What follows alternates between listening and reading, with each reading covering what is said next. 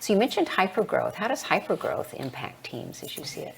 Yeah, good question. So, hypergrowth is a really great problem to have, right? So many of us may not have experienced that before. I've certainly been part of businesses who've struggled, and then I've been part of businesses where it is moving so much faster than I can move personally, right? That it's hard to keep up. So, I think, recognizing first that in a high growth situation, you're in a great position to be able to do really meaningful work. And that's a good place to be. That's personally how I try to manage the stress of a high growth, situation, is that I do feel lucky to be part of something like that.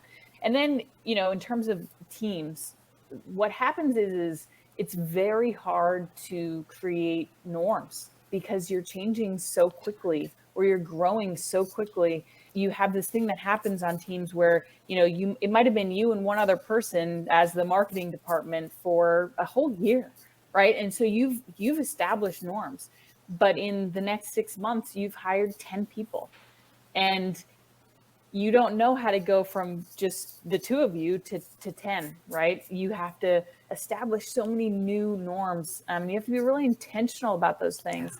And typically I would say the teams that handle it well work from a place of values to establish those norms.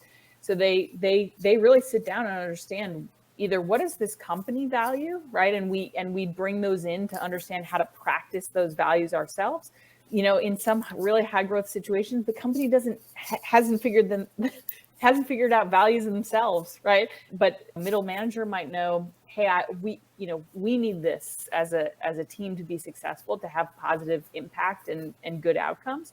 So they create their own values, or teams will mix them. They'll adopt company values and add their own, and then they work to understand where they're what behaviors are they doing? Do they have a daily stand-up? Is that working for them, right? They create this mechanism of self-awareness and self-reflection as a team on how to improve. And I would say that's, the teams that struggle through hypergrowth times don't have typical or normal ways that they self-reflect to, continuously improve over time. Because that's really all you can do. So is important. There's no ideal state in hypergrowth. The ideal state is continuous improvement, right? Yeah. There's really no steady state in the world anyway, but in hypergrowth, it's like, so you're trying to do all of this, the team is growing, you've hired all these people, and the organization is demanding more and more from you, which is why you hired other people. So it's not like you get to take a break, right, and sort these things out. But I completely agree with you. The teams that do best are those that focus on our values, sort of our core principles, how we make decisions, not just what are the decisions we make, and then have a constant self-reflection, debrief cycle just built in